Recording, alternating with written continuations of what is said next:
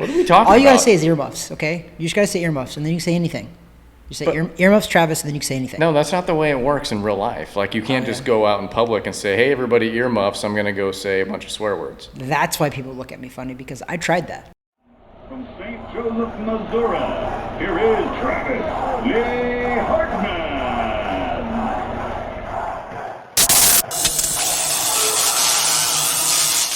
They just think you have Tourette's. I do, probably. The boxing has probably given me Tourette's over the years. Is that how it works? I don't know. Know. People aren't just born with it? Yeah, I think they are, actually. Okay. Can you develop it, though? Do we know that? Maybe if you get a vaccine, we can make that happen. Ooh, okay. Don't lead with that, dude. I mean, what else are we going to lead with? I mean, we got nothing. This is episode 47, Weighing In with Travis Hartman. Thank you so much for joining us, ladies and gentlemen, boys and girls. We're coming to you from the TH Boxing facility. We got a little bit of a different setup, which is kind of nice. It's comfortable. We haven't used these boom arms in a little while, so it's kind of cool. It's good to see you, Weekend Trav. I am B Money, the producer. I'm going to keep kind of repositioning myself here until I get comfy. We looking good? Get it. You look good, dude. We look good? You look good. Okay. So episode 47, special thanks to our media partners, or PH Boxing, that's one of them. Yep. We're here. Yep. IF Enterprises, that's another one. Yep. And then Gulfstream Financial, that's the third. It's a good one. As always, thank you so much for your partnership there on the media side of things. Weekend Trav, great to see you as always. It's always great to see you, brother. Hi. What's happening, my man? Life is good. It's always good, though. We never get on here and really complain, do we? I feel like 46 episodes. We've been pretty positive. Well, it's 47. 47. There's See, probably there you been 46 positive ones and one negative one. Probably. We probably started one off with a little negativity, but I think we always finish positive, though. Oh, we try to. Now, we have questionable comments, questionable activities, questionable at best. Yes, that's probably the best. But this is the number one rated beards, bourbon, and boxing podcast filmed in Orlando, Florida, specifically Laureate Park, specifically in a boxing gym, specifically on a Monday or Sunday. Today is Monday. And we are in the boxing gym. So we are back to our number one status of that demographic. Exactly, because this is the first time in about, 3-4 weeks that we've been in the gym. It's been a hot minute is what the kids call it. Hot minute. I don't know if they call it that anymore. I don't think they call it that. I don't think they care. There's probably an abbreviation for it somehow. I feel like everything's an abbreviation nowadays. Yeah, an acronym? Yep. Okay. Well, we're not going to try to debate or wax that intellect with regard to it. We're going to get right into the boxing action. Weekend Trav. Once again, B Money, Weekend Trav. No Weekend Trav attire. We're kind of getting tired of this, but we can see his the manly boxing legs that he has right there. Wow. Every boxer watching this can appreciate these stick legs. There's a reason why I'm wearing jeans in this hot gym today. You don't need to see my stick legs. So anyways, Weekend Trav, we had what we called last week was going to be a match that went under the radar, and I think it really did. Yeah. And we also said barn burner. We thought this was going to be a very great, highly contested matchup, and I think it delivered pretty well. We recommended it highly. We did. Let's start with that. We'll give a few minutes of love to Josh Taylor and Jose Ramirez. Let's give a little bit of chatter on that. We'll move on to some of the other news and things coming up over the next week or so. Phenomenal fight. I mean, light welterweight at 140. They unified the titles. All 4 belts were on the line for this title fight because Josh Taylor had some. Yep. Jose Ramirez had the rest of them. This was a great fight. This was a fight that was so close that I couldn't even call it. I was leaning more towards Taylor for sure, but I didn't make an official prediction. So I can't really take credit for anything, but I can take credit for this because me and you both said it. We said, watch this fight. Period. Watch this fight. If you like boxing even the slightest, you will be entertained by this fight. And guess what? Oh my gosh, did it deliver. And it was on ESPN. Thank God the boxing gods are looking down because ESPN played this. And, you know, if you have any kind of cable, anything, you get ESPN for free usually. So it was on there. It was a barn burner. It ended up being Josh Taylor won a unanimous decision. Yep. 114-112. However, so let me throw this by you, B-Money. Jose Ramirez won more rounds than Josh Taylor, yet he lost a unanimous decision. Okay, crazy fight. 2 knockdowns is Two why. knockdowns mattered. Josh Taylor knocked him down. Good ones, too. Changed the direction of the fight. Did. Those 2 knockdowns. One thing we agreed on last week when we were talking about this matchup was that we thought highly likely this was going through the decision, and it was going to be entertaining, and there was going to be a lot of action. It delivered. All 3 of those fronts, it 100%. delivered. It delivered. Yep. And we gotta thank a couple of our listeners that tuned us into this fight. Yeah. Asking us for a couple months what we thought about it, leading up to it. So we appreciate the kind of some insight there. But listen, if you got suckered into watching the NBA, if you had difficulties watching the NBA that night, which you probably did because I heard that there were some satellite feed issues, and you happened to flip it over to ESPN on Saturday night, you should have been entertained. You got lucky. And got very, very fortunate in watching what was a great matchup. And now not unanimous. Did I say it right? I don't know. Well, anyways, he has all the belts. He does, yep. First time in that weight class since Terrence Crawford, your boy, Bud Crawford. Yep. What can you say? What else can be said? Phenomenal. And, what's already being said is they're already talking about a possible Josh Taylor or one of those guys moving up to fight a Terrence Crawford. And you know what? Right now, Terrence Crawford needs every big fight he can even sniff out, because he just lost the Manny Pacquiao fight because Manny Pacquiao just signed to fight Errol Spence, I think in August maybe it is. But, so Terrence Crawford is really, really in search of a solid opponent. And Bob Arum promotes Jose Ramirez, who fought Josh Taylor. So Terrence Crawford is promoted by Bob Arum. So he has a little bit of an in there. But Terrence Crawford's on the bench right now, man, still, which is a sad story. So we don't even need to talk about that. But Josh Taylor, congratulations, brother. Absolutely. He did take the belts from America, which I don't like. He took them back to England. So just hold them, because I feel like we'll probably get them back.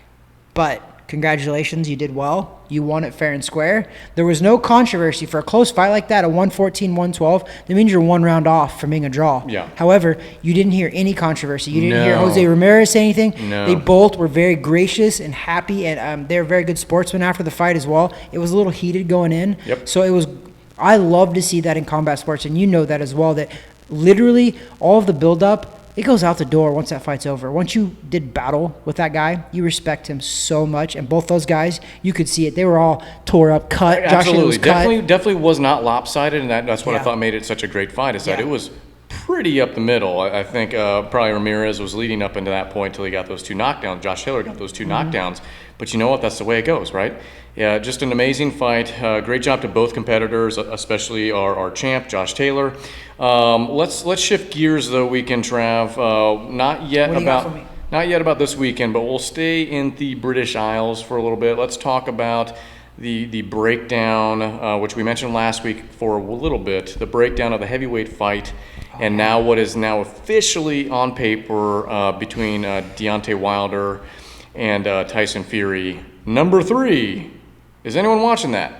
This is probably the one trilogy in the history of important heavyweight fights that should have never happened. Most trilogies are warranted. That's why there's 3. You know what I mean? Mm-hmm. This is the worst trilogy that we might have ever seen. But you know what? It is boxing. So just leave it up to the boxing gods to make us all look stupid, and this fight come out to be like some phenomenal fight by off chance. So let me, because I know we picked it apart. If you haven't caught it, check out last week, episode 46. We expressed our frustration on how this thing got set up and the breakdown and that sort of thing. Now that we've had a weekend Trav to kind of digest it, we've had a week for everybody that's involved to have some sort of a comment or interject of some sort.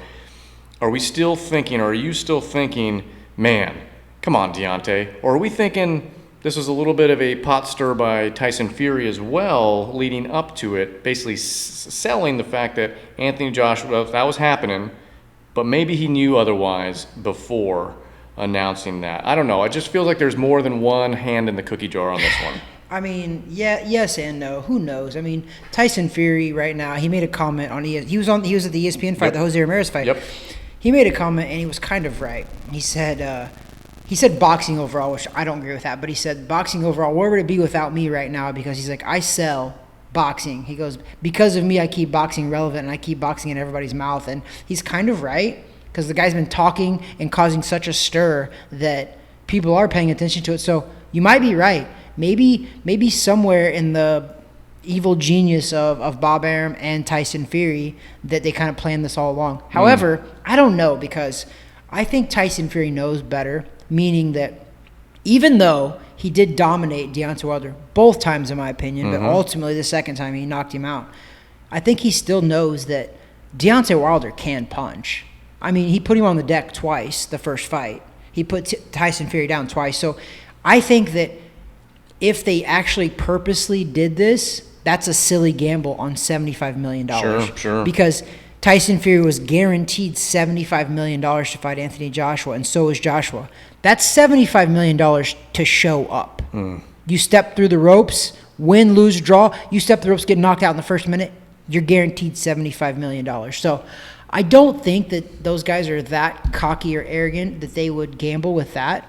So maybe they didn't know. Maybe they just thought that they were correct, because I do believe that the rematch clause that was in that contract, I thought that Bob Arum and Deontay Wilder negotiated in good faith, and Deontay Wilder completely stopped responding to everybody.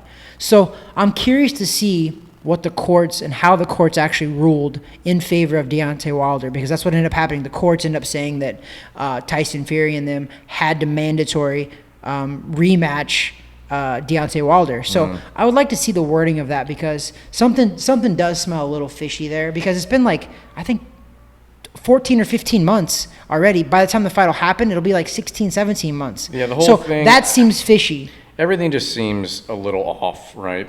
It seems to me that traction gained very rapidly with AJ and Tyson Fury. Like, this is what the fans want. Yeah. There was just so much press associated to it. It was huge. It was a blockbuster heavyweight matchup.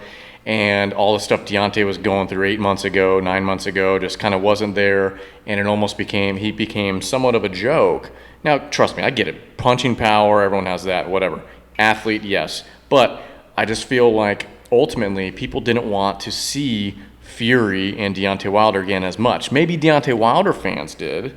Maybe those guys. I don't even know for sure. But I think everyone, for the most part, in the community had kind of moved on. Yeah. They were looking towards this main, huge heavyweight bout. I mean, this is probably one of the most important heavyweight fights in the last 10 to 20 years. Yeah, but knowing full well that all the eyeballs had started going that way, but also knowing that this was a problem in the background, I feel like both camps, and I'm not saying Deontay Wilder, but I'm saying Anthony Joshua's as well as Tyson Fury, they did what they can to get the ball rolling on their side, just to try to make it almost a done deal, knowing full well that could easily happen. Arbitrators could easily rule in full. Isn't that really weird how they literally just signed it and a day later they Yes, 100%. It just feels off. Because what happened too is the Tyson Fury Anthony Joshua heavyweight fight, they actually have been talking terms for like a month. I think a month ago, even on one of our episodes, we were like, oh, they announced it, they're fighting, it's been signed, they're crossing the T's and dotting the I's, right?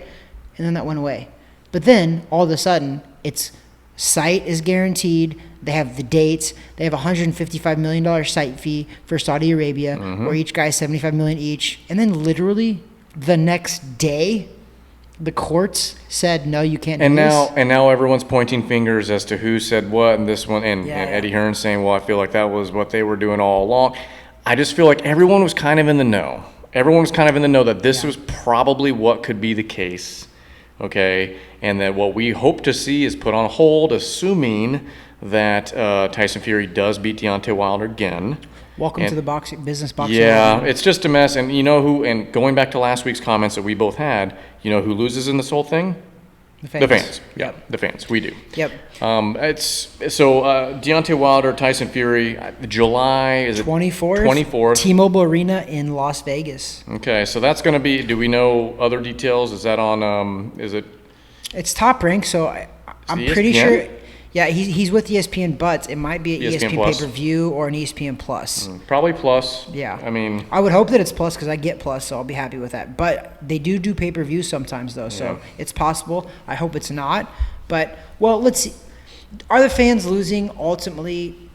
Maybe not, because I think that because of Tyson Fury, he's going to make this entertaining. The lead up to this Deontay Wilder fight is going to be probably so incredibly entertaining because of Tyson Fury. Because the guy really is. He's entertaining. He's very entertaining. Well, let's put the scenario out there and how we do lose as fans. Let's say Deontay Wilder does beat Tyson Fury. Then what? Then what's the next stage of the heavyweight division at that point? I think then Anthony Joshua, Deontay Wilder? Are you excited about that? No.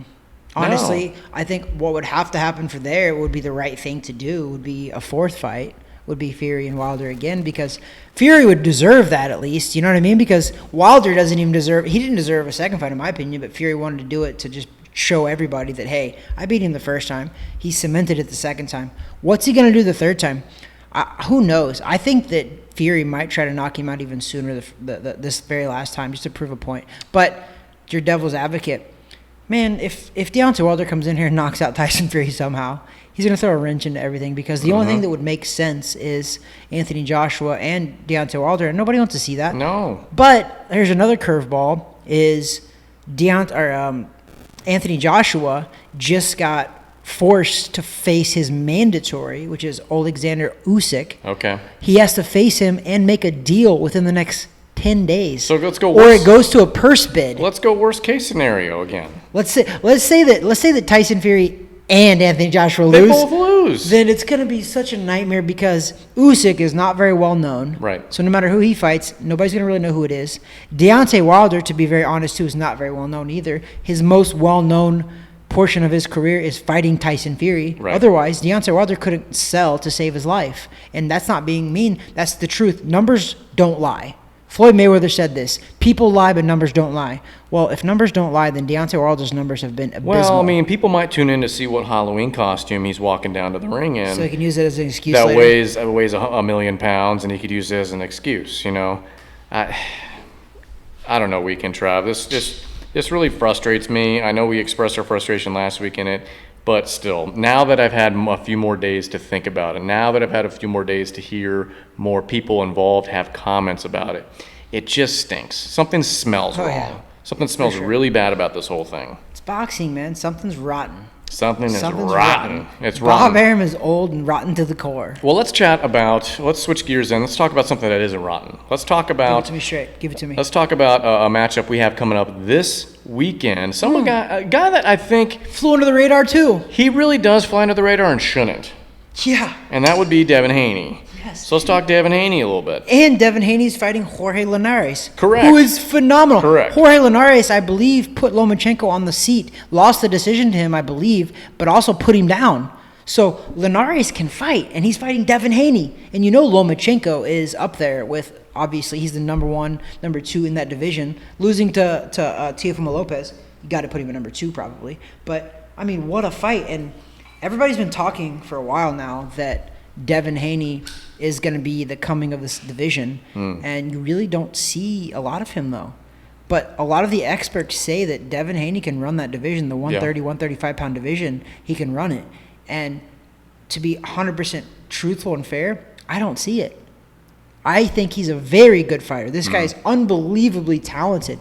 But from the fights that I've saw and witnessed of him, I don't know if he's got that star power. I don't know if he's got that, take over division power. The it factor. Smart kid, very smart kid, and I think he has longevity on his side, meaning he's smart, he's intelligent, he does the right things inside the ring and outside the ring. Right. So he has that going for him. I do think that if you want to compare him to a Gervonta Tank Davis, I think that the upside of Devin Haney over Tank Davis is a lot higher. Sure. Because he's a very, very intelligent, hardworking, smart guy, and doesn't really get in a lot of trouble outside of the ring, unlike Tank.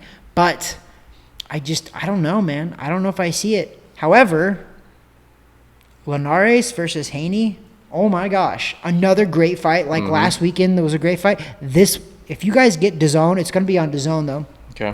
It's DAZN, but it's pronounced DAZN. If you get that, oh my gosh, Devin Haney and Jorge Linares, great fights. So let's do this at the towards the end of the week. We'll do a prediction video. We'll break it off from this. But we did want to draw attention to that because, once again, it's another one of these fights that goes under the radar.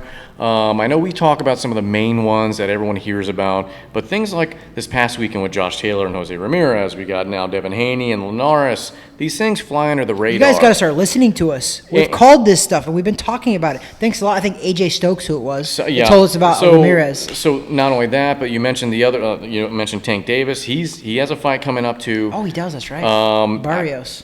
And everyone forgets that he got in that little fender bender of sorts. I think he's still going to court over that. Yeah, so that kind of has gotten brushed under the rug a little bit. But these are important happenings. It's not just the heavyweight division screw up. It's not just Jake Paul, which I guess we can mention that in a minute. It's not a lot of just these higher profile things. These matchups matter, okay? You mentioned briefly Manny Pacquiao, Errol Spence. I'm sure we'll talk about that in a few weeks as we get closer to that. Floyd Mayweather with Logan Paul. That's coming up in 2 weeks. Oh my gosh, that's not this weekend, but next weekend. But the next weekend. So there's a lot on the calendar right now for boxing, but we want to draw attention to these matchups that matter, that go under the radar, and I think this weekend's another one. Yep. Devin Haney is the kind of guy, as you mentioned. The talent is there. It's 100%. Just the it factor is what's missing it for me. Shame. I get it, and it shouldn't be anything beyond just talent, but personality, character also drives that. Yep. And I just don't. I'm not getting the wow factor. He's got to keep the wow has to come in the ring. So if he can go through and completely dismantle Linares in such a fashion that we're like, oh, okay. That would be impressive because nobody's dismantled Linares, really. Yeah. Nobody. So that would be impressive. So we might need to talk about that towards the end of the week on prediction video, but I think that's what this kid's missing. He needs that defining fight and moment to say, hey, you talking about everybody else? Talk about me.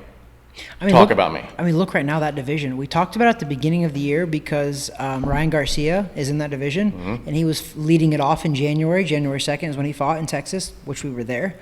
And we were talking about, oh my gosh, this division's looking so hot right now. You have Teofimo Lopez, who's actually getting ready to fight in June as well. They moved it back. I think it's like June 19th. Teofimo Lopez is getting ready to fight again. Ryan Garcia took a little hiatus. He'll be back, though. Now you have Tank Davis fighting. You have Devin Haney fighting. You have Linares, who's fighting Devin Haney. And Loma's sitting back. No, he's coming back. They've announced, I'm pretty positive that Bob Arum said that they made a date, and it's soon, actually, and he's taking on a very tough opponent.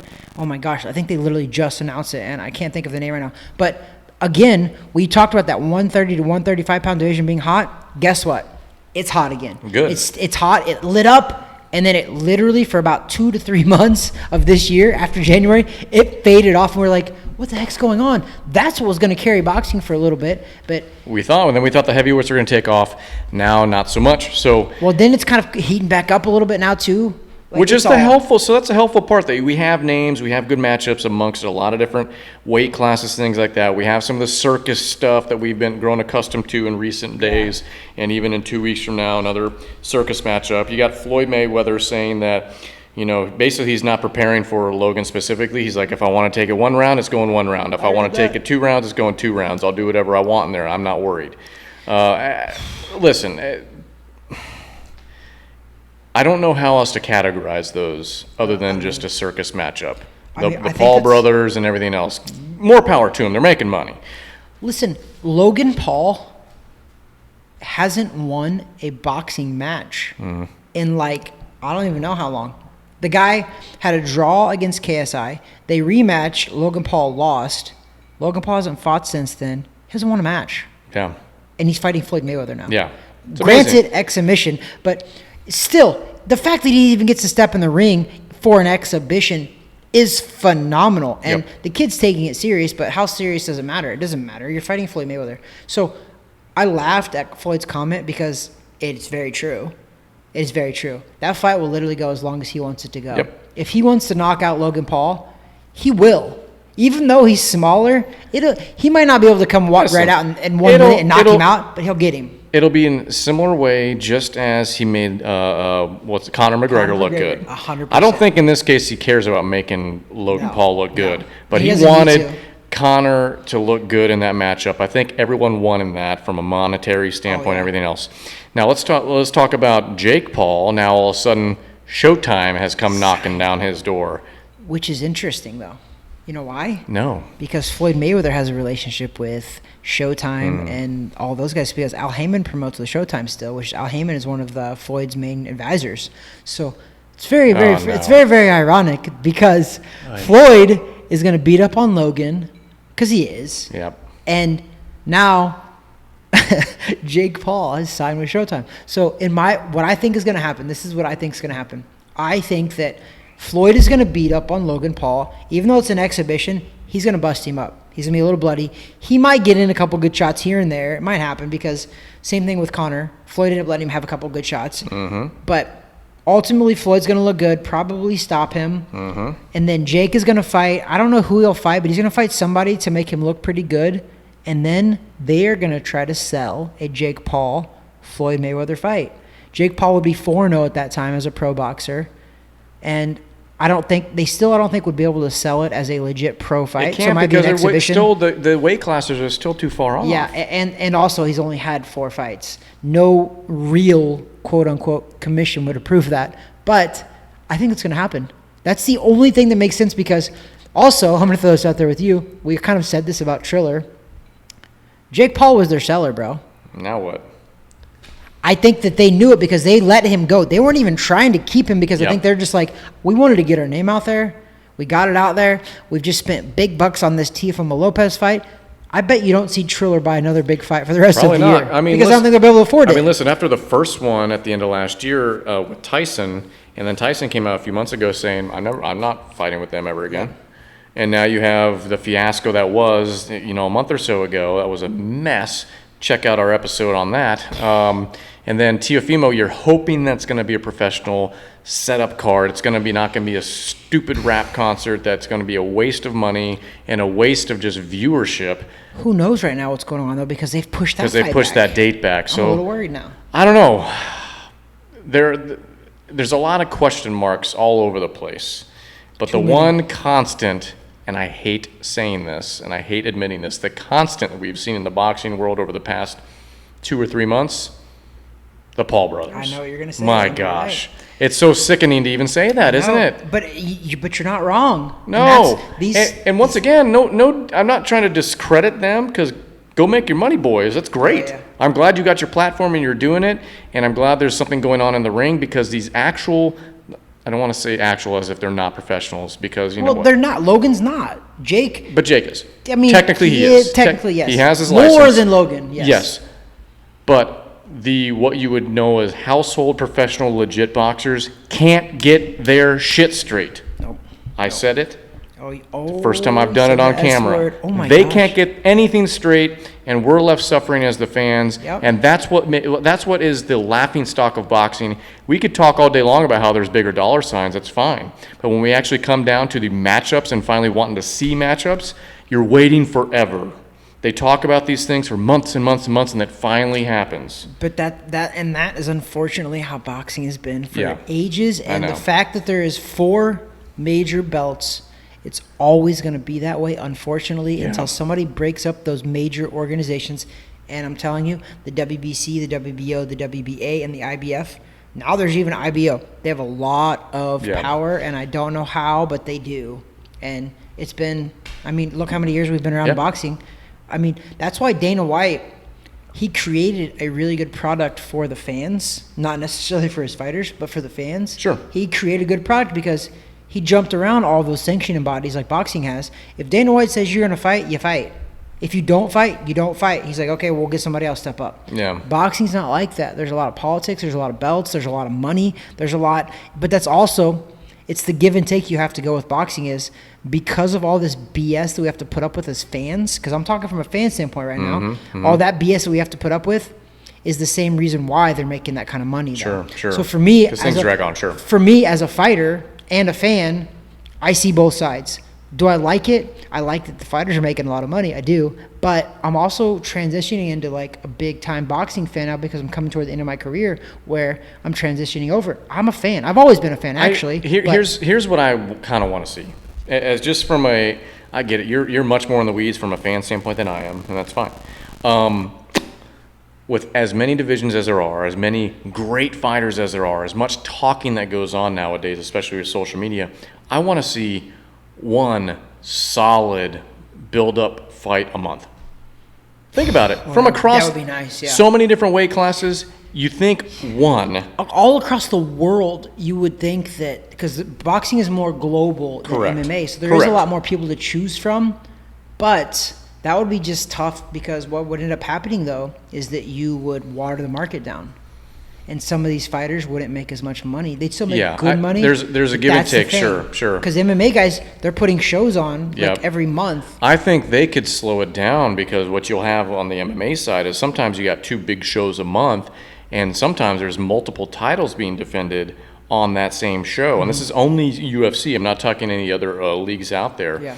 But from a boxing standpoint, because there's so many belts floating around and so many names, you would think, okay, maybe it's not a unification matchup, but there's a pretty good grudge match or something going on. Guys that actually want to fight each other and do it. You think you can get one a month. How many weight classes are there? In boxing? Oh my gosh, you're killing me. 108, 114, 118, 126. Yeah, but so the point is that there's a ton of them. I think 12 plus. Now, I could have been wrong on the bottom ones. I know the other upper weight classes. The unfortunate part is that 135, 40, 47, 54, 60. And listen, we're not even all the way to the heavyweight, and you ran out of hands. 75. So you're looking at 10 plus weight classes. So my point, and to some of the comments you made, and what really throws it off, it is the politics of it. It's all that kind of stuff. It's the multiple belts. Yeah, That's I don't know what confuses people. I don't know what the perfect system is, and I'm not here to argue that. It's just kind of disappointing when you look forward to something, and then all of a sudden it's like the switcheroo. Like, just kidding, guys. This is actually going to be delayed for 6 months. What I think would be the perfect scenario for boxing is if they educated the fans better, and they don't. So if more fans knew that there's 4 major bodies, this is what's going on. The real fights that really, really, really matter are like the Josh Taylor, Jose Ramirez, is where one person walks away with all of the belts. They are considered the unified champion. So I think that if the fans knew better, that a unified champion is far more important than a world champion. Well, yeah. A world champion's great. It is, because Yeah. I never did it. I never even got a chance to do it. So a world champion is still great. But I think if boxing had a better educating their fans, that those are the really, really important fights. And then on top of that, those really, really important fights like the unified titles, they need to happen more. They don't happen That's enough. it right there. That's the issue. That's it right there. And here's the thing. The fact that we just had one over the weekend, and it was so under the radar, like it didn't even matter. It was barely getting any press. What was getting press all week was the heavyweight fiasco. Yep. It wasn't the fact that for the first time in how long these belts are being unified in this weight class. Yeah, it's been a bit. That doesn't happen enough. No. It doesn't happen enough. So then on the other side, now let's go back to Josh Taylor. So on his side now, a unified champ, how is it that, and educate me because I'm stupid, how is it then that those belts can somehow break apart or go, like, how is it that one guy who owns all of them now, at some point something happens and he no longer has all 4? Well, actually however many he has. There's 4, yeah, and there's 4 majors: the WBC, WBO, WBA, He has them all. IBF. He has them all. Yeah. So the only how that they can break apart is each sanctioning body has rules on who you have to fight, all that stuff. But when you unify a title, you get some exemptions as well on who to fight and stuff like that, because obviously you have 4 titles. You can't make all 4 belts happy. Yeah. But there's usually a guy or a couple guys in there that you can pick from that are ranked in the top 5 of all 4 of those belts. But you're right, though. What could happen is, and it does happen a lot, is what people don't understand, too, this is the confusing part about boxing, is so Josh Taylor actually had to pay for those belts. You have to pay a sanctioning fee to fight for a world title. Just because you fight for a world title and win it doesn't mean you pay some of them are like $25,000 or more.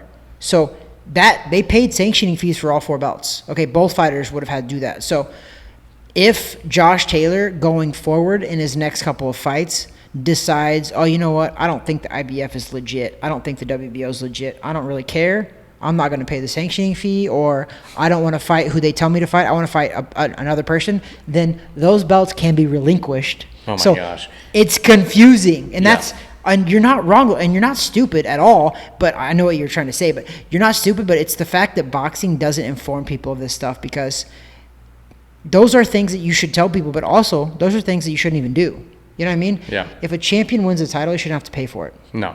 But the reason why they exist is because, like, the WBC, they're probably the most popular and probably the richest organization. The WBC, they do really well at promoting fights as well. So that's why a lot of people love owning a WBC belt. It's the green belt. It's like the famous green belt. It's very, very prominent, very, very, like, well respected. They make a lot of them. And they sell a lot of them. They're even in the amateurs now too. Yeah. But what they do is, though, they do a phenomenal job of promoting. So a lot of people are like, oh, I want to fight for a WBC belt, because guess what? Let's say Bob Arum's not doing a good job promoting. The WBC kind of picks it up a little bit. It's like they'll throw it out there. Yeah. They'll help you a lot. So that's why their sanctioning fees help. But 100,000,000% you are correct, and it's confusing. And most people think of a world champion. He's the champion. So if a heavyweight wins the world title, in the layman's terms, and what it should be is, he's the heavyweight champion of the world. Yeah. But really, there's like 3 other ones, or there Yeah. could be. So confusing. Very, very. Now it's nice that they all have the opportunity to actually fight each other, whereas you get to, like, trying to cross promote 2 different leagues within MMA, that doesn't happen. You can't, because fighters are under a contract with that specific organization. So, and I know there is that to a degree in boxing, but there's at least the ability. For champs in the same weight division to fight each other, and hopefully, like we've seen with Josh Taylor, to unify. And Tyson Fury and Anthony Joshua, though, promoted by 2 different television networks. Correct. And 2 different promoters, but they found a way to come together, and they did. What a mess. What a mess. Here we are only promoted by our media partners, and that's not even a promotion. That's just our partnerships with IF Enterprises, TH Boxing, and Gulfstream Financial. The best in the business. We're going to give a shout out to them and all of our other partners out there, including, what are we drinking today, Weekend Trav? Well, you know what? I think redemption is a good word, because I think Deontay Wilder is trying to go for some redemption against Tyson Fury. Well, he's not going to get it. What I can tell you is, from his Holiday Inn Express workouts, he is looking sharp. He has that 1-2-3 combination down pat. All I see, and I know who's training him, Malik Scott, who's a former heavyweight contender as well. Legit guy. But it's mitt work. Your mitt work is not going to change who Deontay Wilder ultimately is, and it's not going to give him the knowledge and experience to beat a guy like Tyson Fury. Well, it's like those Weekend Trav. It's like those commercials when they have the guy that's about to go into brain surgery talking about it, and they're like, "Oh, are you the surgeon?" No, but I stayed in the Holiday Inn Express. Yes, maybe that's what he's going to do for being a heavyweight champ. Oh my God, I feel like Deontay Wilder needs to be sponsored by Holiday Inn Express. Are you about to beat Tyson Fury? No. But I trained in a Holiday Inn Express. Are you about to be the heavyweight champion of the world? No, but I did stay at a Holiday Inn Express. But I did train at work. Oh my gosh, we're helping them right now. You guys, listen. This is gold. You have no idea what we just did there. That's gold, Jerry. That's gold. Deontay Wilder, listen to us, brother. Like, you know what? I'm gonna tag him. I'm friends with him on Facebook. Actually, I'm gonna post this story, and we're gonna tag him in this, because Deontay, bro, we're trying to help you right now. Actually, give you some more money. Not that you really need it, but this is sponsorship. Holiday Inn Express is a pretty big hotel. Motel, Holiday Inn, bro. Come on. This is hilarious. He should be doing commercials. It's gold, Jerry. It's gold. So we're drinking Redemption Rye. I don't know if there's a different name to that, because it's over there. And our setup is different. The boom arms, I don't know if I like them right here, because they're kind of in the way. This is pre-prohibition rye revival. All right. So, wow. That's a mouthful. Straight rye whiskey. Let's give a rating 0 to 10 boxing gloves on that one. We can Trav, maybe a couple comments about it. What are you thinking here? I'm feeling pretty good because I've drank a little bit of it and I haven't drank for a long time. I'm going to give it a higher rating than I probably normally would have, but I'm going to give it like a 6.8. Okay. It's pretty smooth. I could see myself drinking this again, and I'll be happy to probably leave this on my bourbon collection and sip on it again. But it's not bad to me. It's not bad. It's very smooth, I think. It's okay to me. It's not my favorite. It's just okay. We've had a lot of those. Yeah, and I don't know. Maybe I kind of had a rough Friday. We'll talk about that offline a little bit. But I'm going to give it a 6.0, which is going to give it an average score of 6.4. Still very, very decent. It's solid. Above a 6. So 6.4 on the Redemption Rye. Weekend Travel. Let's go ahead and put a bow on this one. Let's tie it up, producer. Let's tie it up. Final thoughts. I think boxing Don't tell me boxing's back. Say something else. I'm not saying it's back. Okay. I'm saying that first of all, it never went anywhere, so I wouldn't say it's back. Okay, well, you always say it. But I think boxing is delivering. It delivered last weekend. Okay. I think it's going to deliver again. You know what? We can call boxing the mailman because it is delivering. Karl Malone, John Stockton. Yeah. So it is. To be fair, it really is. Like, I know that I'm a huge fan. I always talk very well of boxing. I do. Sometimes I'm more biased than I should be, probably. But numbers don't lie. Fights don't lie, man. That was a great fight. The average fan, if they watch that Josh Taylor fight, Jose Ramirez fight, I promise you, they're coming back and looking for more fights to watch. If they watched that fight last weekend, Saturday, I guarantee you they will come back because that was two undefeated guys, the elite of that division, and it was a blockbuster. Usually you don't see those when two elites fight. You usually don't see that many fireworks, and there was fireworks there, and especially in a 140-pound division, the lighter division. But there was a lot of big blows. Yeah. So to your comments on boxing delivering, I'm going to go one step further and say yes, boxing is delivering, but specifically the unsung heroes of boxing are delivering. They are going out, they're doing their job. And we as the fans appreciate that. The boxing aficionados appreciate that. It's the headline guys that are consistently disappointing. And that's what my final comment's going to be for this week's episode is that I want to see some of those primetime name guys Canelo didn't disappoint. deliver. That was a good fight. Well, that's just He's one prime guy. time. That's one guy, and he's had to do it twice for that crop of guys. He's done it twice this year for all of them. Yeah. Where are the other guys at? Yeah. Canelo He's cannot. He's carrying it, though. That cat is getting married. He's having another wedding ceremony that's religious. He's doing everything this year, and all these other guys, all they can do is piss and moan and not actually come to fight. And come to find out, Canelo probably will fight again in a couple of months. He'll fight before we get into a rant. Oh my gosh. Okay, I'm gonna wrap it up there. So Weekend Trav. Let's see. We did the media partners, episode 47. Blah blah blah. Anything else we're missing? I don't think so. Final comments. We're good. Put a bow on it. Unless you want me just to keep going on rants. Not really. You know that I can't. I know he can. That's what she said. Oh, she did say that. Hey, you complimented me. That there is Weekend Trav. That there is B Money, a.k.a. producer, a.k.a. put a bow on it. We're putting a bow on it. Thank you so much for tuning in this week. God bless. And go ahead and subscribe below. Follow our content and push it out to the masses. To the masses. All right, that's it.